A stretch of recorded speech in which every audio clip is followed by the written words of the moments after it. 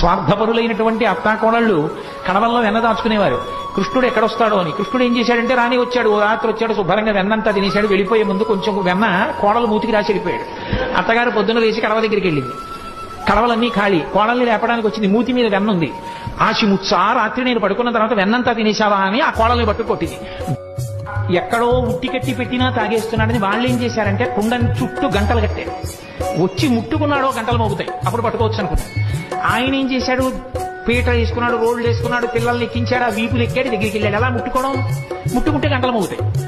చూశాడు పరాత్పరుడు, ఆయన శాసనానికి ఏది లొంగది. ఓ గంటలలావా మీరు మ్రోగకుడు అన్నాడు. అవి విన్నాయి. చక్కగా వెన్న తీశాడు, పిల్లలందరికీ పెట్టాడు. ముందు వాళ్ళకి పెడితే కంత అంత ఎండవు, అందరికీ అందింది. ఇప్పుడు ఆఖరణ తను తీసుకుని ఇలా నోటి దగ్గర పెట్టుకున్నాడు. గంటల కనకన మోగ. అరే మిమ్మల్ని మోగద్దన్నాను కదా, ఎందుకు మోగారని. ఏం చెప్పమంటావు పరమేశ్వర, వాళ్ళకి పెడితే ఊరుకున్నా, నువ్వు నోట్లో పెట్టుకుంటే నైవేద్యం అలవాటు గంట మోగడం, అందుకని మోగేశాను.